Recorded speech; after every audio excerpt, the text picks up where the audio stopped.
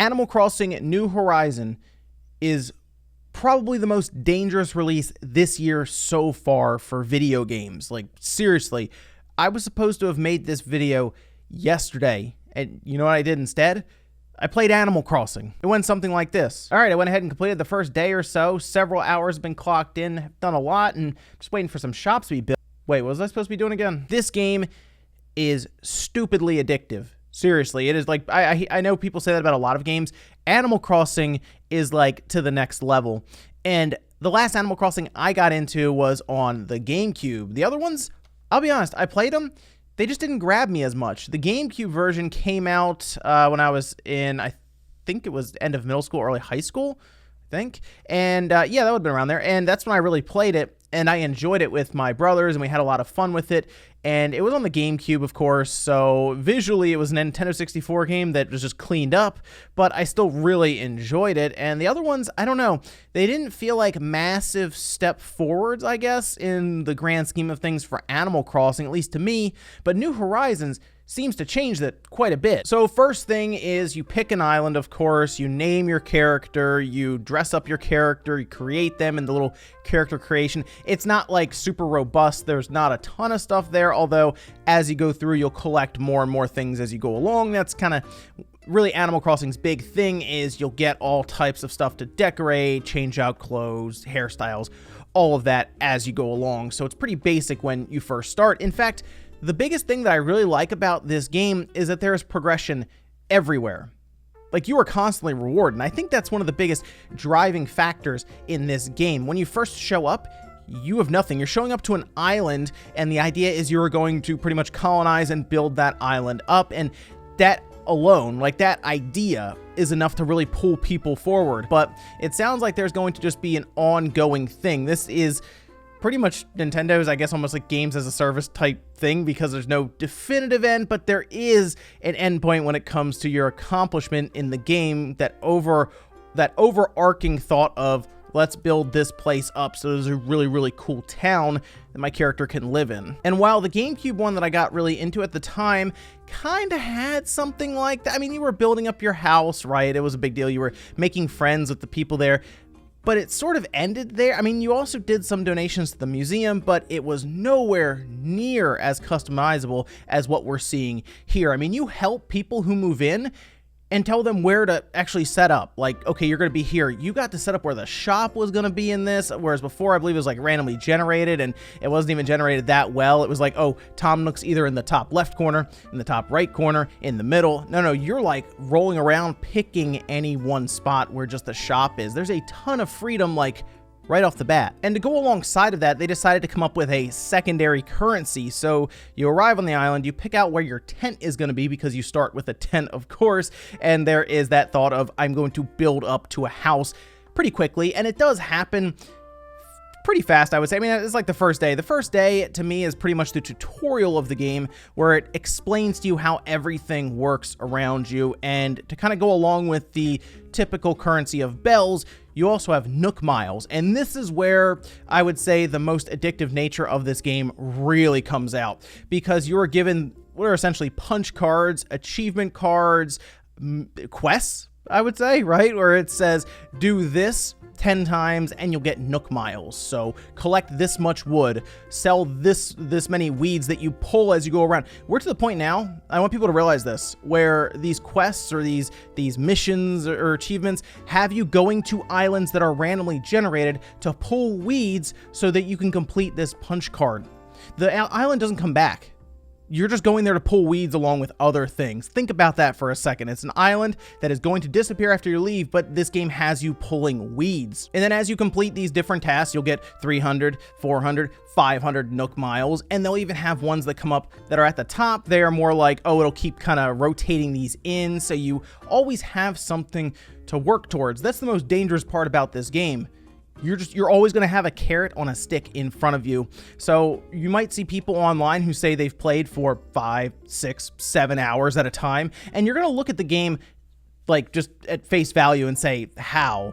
But then you start playing it and you really see how this is happening. You're just ushered forward constantly, getting rewards constantly, and you have a little phone that will continue to vibrate as you do things you're not even aware of you actually completing these. You might be going around like, oh, I'm going to collect wood so I can build up this shop that's over here, and as you collect it, your phone will go off and, oh, you get 300 or 400 Nook Miles, and all of a sudden you have enough to go to another island to collect more resources, to get more bells, to then pay off your house so that you can get more parts of your house added on so that you can pay that off, and the cycle goes on, and that's when you start to realize that you've been playing for hours and hours.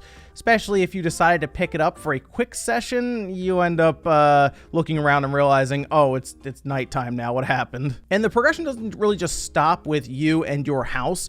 You're also building up things like the museum by collecting bugs and fossils and fish. You're building out the entire shop. So instead of the shop just being there, because this is a new island that you are essentially colonizing along with Tom Nook, you're building up the shop with them, and it's pretty cool to see that start from scratch pretty much, where you're living in a tent, to where all of the villagers and you and everyone have these houses and you have this bustling town. It's pretty cool to envision that as you're working towards it. And they have some clever bits of progression thrown in there as well that people don't even really realize.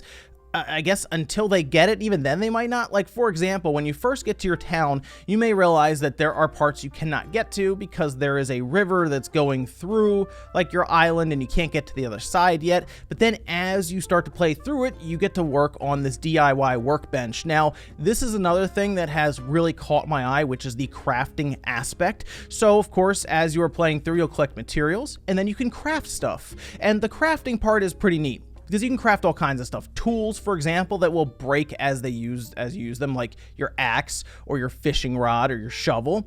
But then you also have things that seem like they're just extremely useful outside of collecting materials, because they allow you to get to other parts of that island that you wouldn't have been able to before, but you have to kind of work your way up to it and earn that part. So that when you get things like the vaulting pole and all of a sudden you can vault to the other side of the river and there's a whole nother part of the island to explore, there's this real sense of accomplishment after jumping across. First of all, you're vaulting over a river. It's pretty awesome.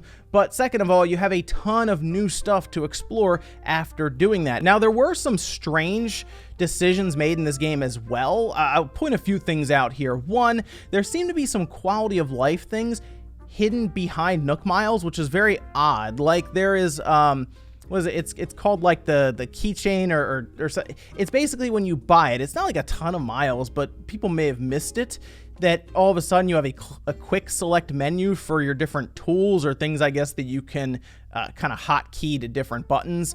It's a strange thing that just, like, that would have been super useful before, because I got so used to just going into my menu and hitting hold that I'll still do that rather than use the obvious thing, which is the quick select ring that comes up. They also hid kind of part of your inventory behind it as well, which we're pretty much used to that in games where as you work through, you earn more inventory spots. So that one I didn't really care as much about. It makes sense. As you work through things, you get upgrades to your bag, for example. But the idea of that little ring that comes up being something you unlock through Nook Miles was very odd. I also noticed that time traveling is kind of encouraged at times. Not for everyone. Like, some people will just play it like normal, and that's how I'm doing it now anyway. Some people were even surprised that I wasn't time traveling right away. But what happens is when you do get to a point where your house or the shop or the museum is going to then go through an upgrade where it will become like an actual building, or it will get larger, or the shop will just exist. At that point, you have to wait. Sometimes a day, sometimes 2 days. It takes some time, and people don't necessarily want to wait for that. Now, you can go and do other things. It does throw a lot of stuff in front of you, but I know there are people who just want to see the shop, right? They want to see their nice, larger house. They don't want to wait an actual day of real time, right, to the next day, and then our shop's done.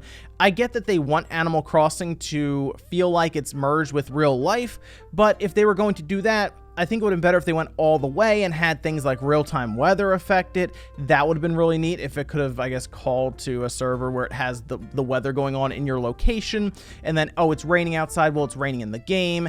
Those kind of things would be really neat, but again, people are already time traveling to complete some of these tasks very quickly, so I feel like that would have been all over the place anyway. It would have been a neat thing to see thrown in there, but Time traveling is a thing in Animal Crossing. A lot of people are doing it, and that's because the game is just trying its hardest to be, I guess, quote unquote, realistic or more, I guess, in line with everyday life. Now, I have not played multiplayer yet. I have not tried that at all. I will at some point. I'll go to someone's island on the spawn cast or something there, and we'll have fun with it to check it out. But they do still have ways for you to visit other islands. Now, when I played on the GameCube, you needed another memory card, you'd pop it into the second slot, and you would take a train, for I remember, to the other person's island where you would get fruit that was not common to your island, so you would get significantly more bells for each one, and it was a great way to pay off your house quickly, right?